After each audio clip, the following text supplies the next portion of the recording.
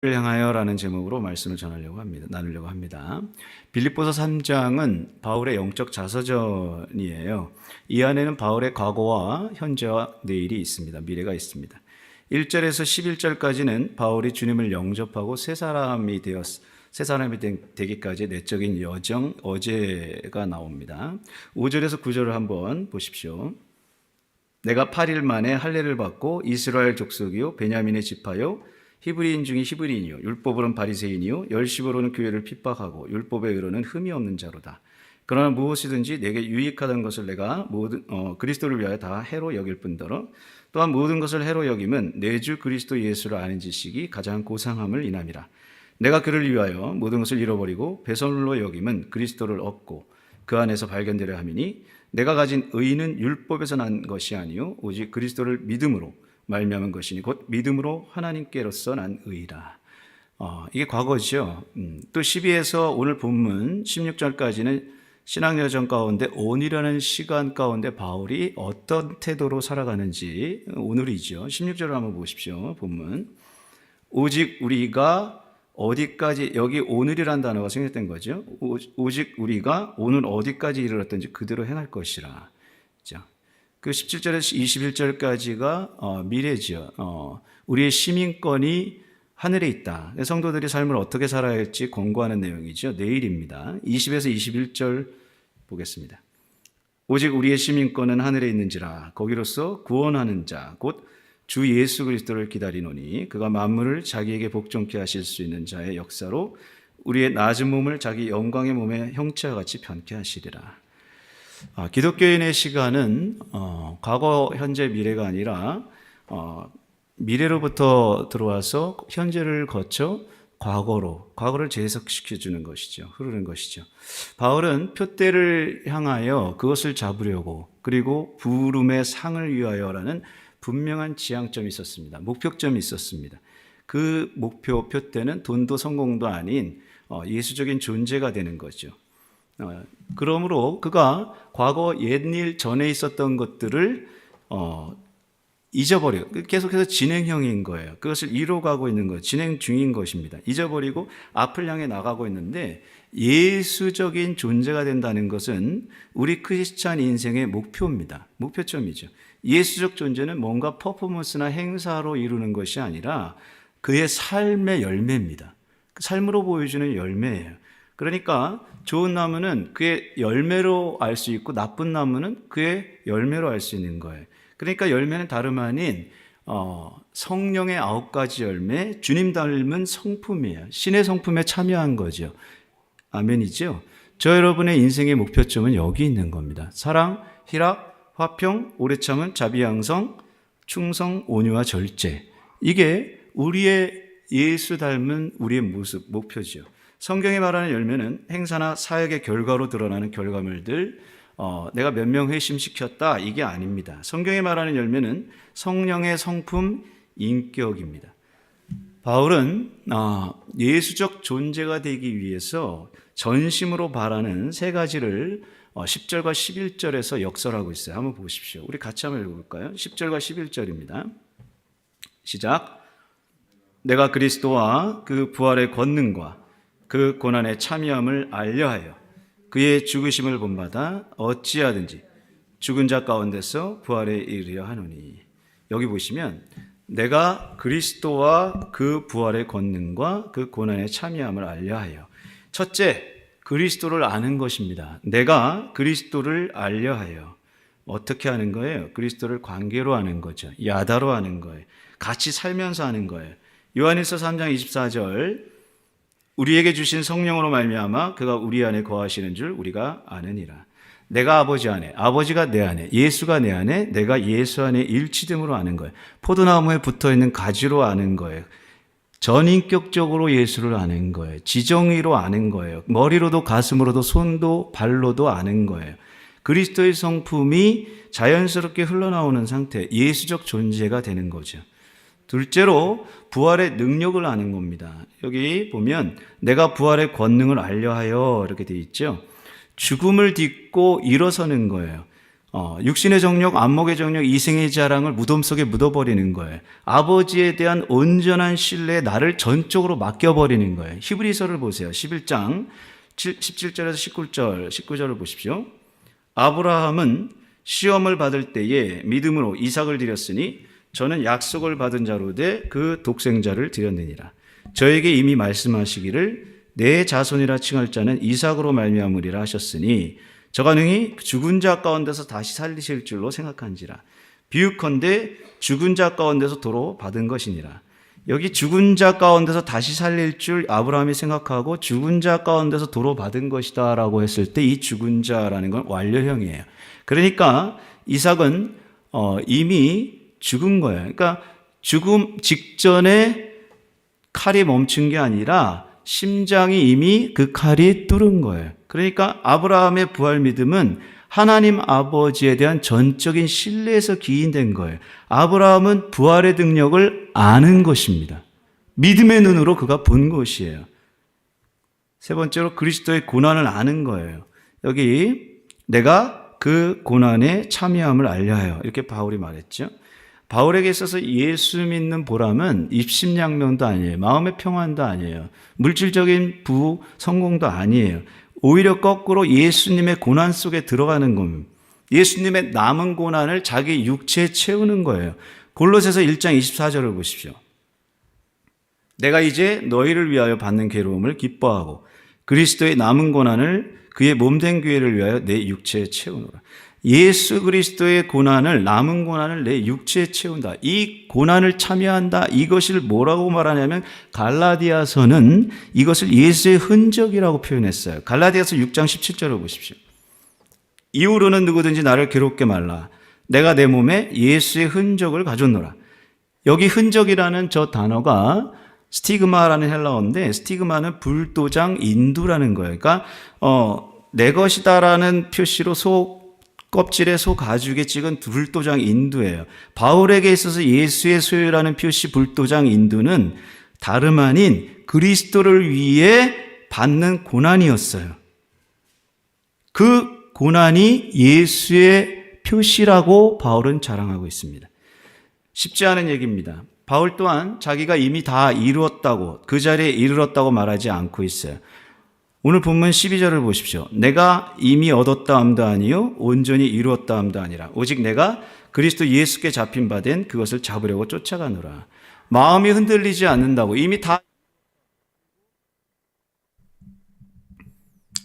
내가 이미 다 완성됐다고 말하지 않아요. 가야 할 길이 많이 있다라고 말합니다. 나는 표대를 향해 나가는 순례자라고 말하고 있어요. 모욕을 당하면 마음은 웃으려고 해도 낯빛이 흔들리고요. 그리고 말투가 날카로워지는 게 우리들의 실상입니다. 그런데 바울은 뭐 다릅니까? 아닙니다.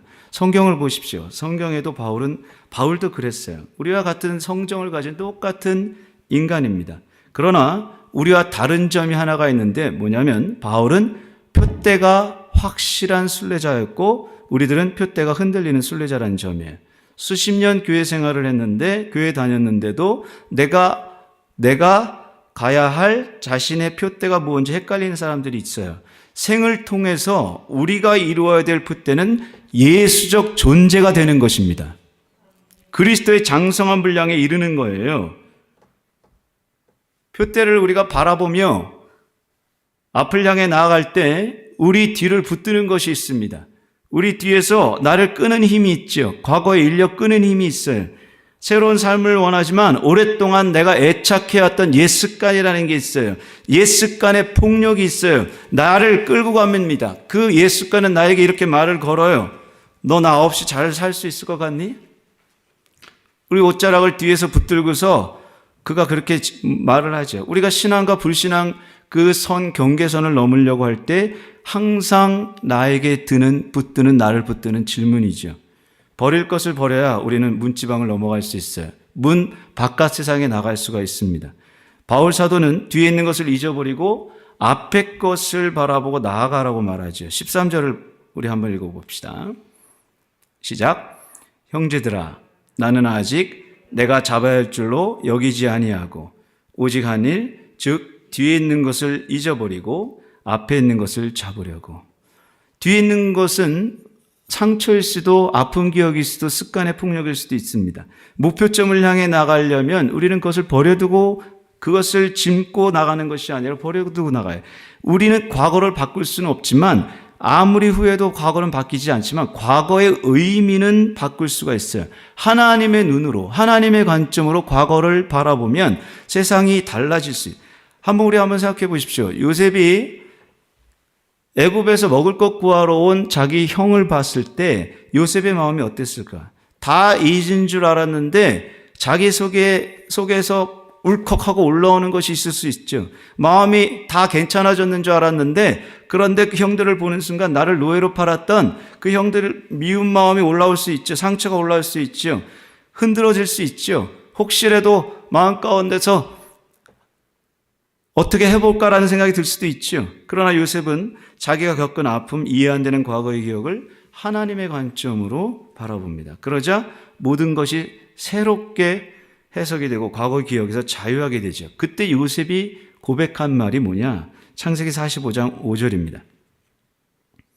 우리 같이 한번 읽어봅시다. 시작. 당신들이 나를 이곳에 팔았으므로 근심하지 마소서, 한탄하지 마소서.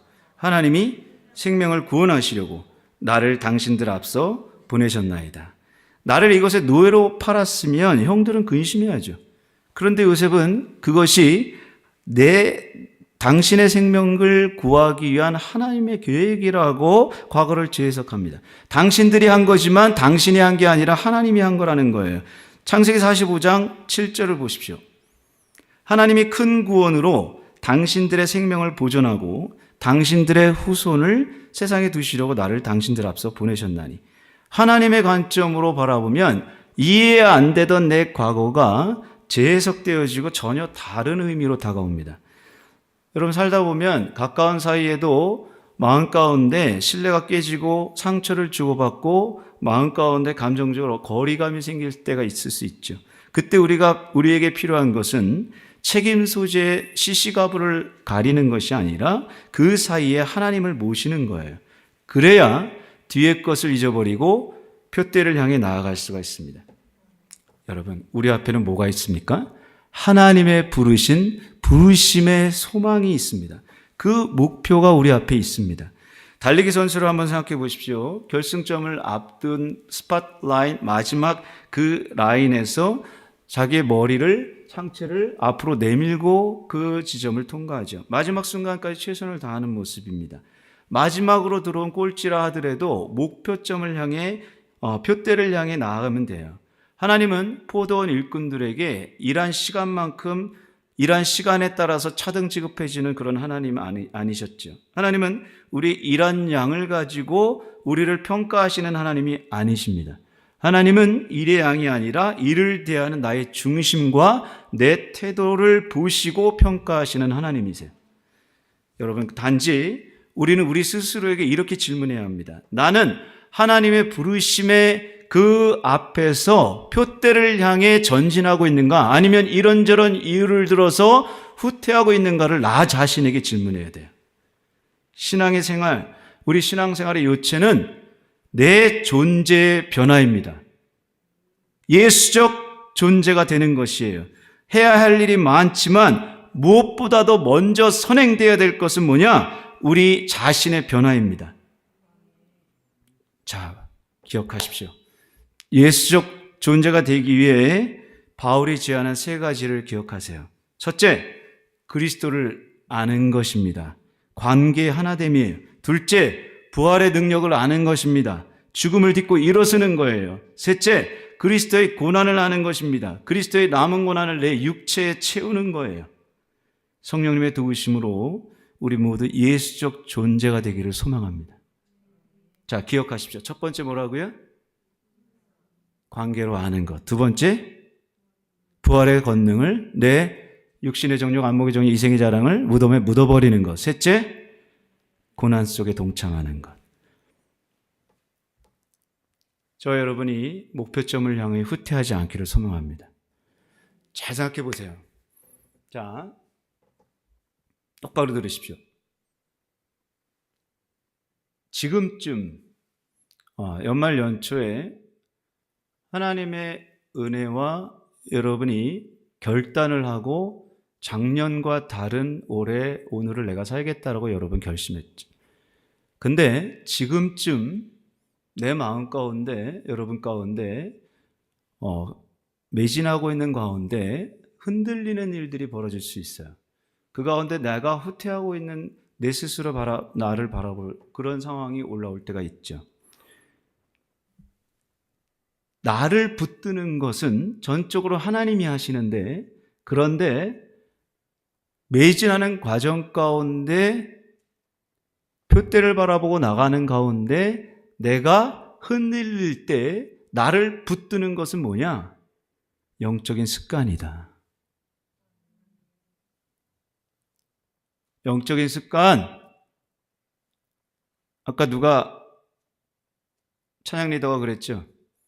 유튜브 보고 인터넷 보고 그것을 핸드폰을 집어 던지고 말씀 붙들겠다. 성경 읽겠다. 내가 시간 나면 기도하겠다. 여러분을 보호하는 것은 영적인 습관입니다. 기차가 기찻길 위에 있을 때, 철로 위에 있을 때 넘어지지 않는 거예요. 하나님이 여러분을 하나님의 은혜로 붙드실 때 내가 그 영적 습관을 붙들기 위하여 여러분 나를 치시고, 지금쯤 이제 2월 달이잖아요. 벌써 2월 달 엊그제 시작한 것 같은데 중반으로 가고 있죠. 여러분 엊그제 2021년 시작된 것 같은데 벌써 2월이죠. 눈 깜짝할 사이 여러분 좀 있으면 12월 크리스마스라고 할 겁니다. 여러분 잊지 마세요. 여러분 잊지 마시고 지금 반드시 나를 뒤돌아보시고 나를 치시고 영적 습관을 형성하기 위해서 무릎을 꿇으십시오. 사단 마귀는 은혜 받은 것도 좋고 다 좋은데 기도하는 자를 제일 싫어한다. 그것도 진짜 기도하는 자를. 기도가 잘 안 되는 사람들은 아까 제가 말했던 그 두 가지 팁을 기억하시고 머릿속에 딱 넣는 거예요. 여러분 생각 안 해서 그렇지, 여러분 자식 이름만, 내 어머님 아버님 이름만, 그리고 내 기도 제목을 구체적으로 미주알 구호잘 여러분 한번 적어보십시오. 글자로 종이에 적어보시면 그게 여러 개가 될 거예요. 그 몇십 개 되는 걸 외우세요. 그래서 기도할 때 여러분 보고하지 마시고 머릿속에 넣은 그것을 놓고 구체적으로 하나님께 기도하세요. 여러분 기도가 안 될 때, 기도가 잘 돼서 그런 사람은 상관없어요. 그렇지 않을 때 구체적으로 그것을 놓고 얼굴을 떠올리고 구체적인 내용들을 주님께 올려드리다가 여러분 그 가운데 더 깊이 해야 될 부분은 그때 멈춰서 거기를 더 하시는 거예요. 그리고 소리내서 주님께 부르십시오. 성공하는 기도 습관을 갖기를 소망합니다. 저 여러분이 승리하기를 소망합니다. 자, 기도하겠습니다.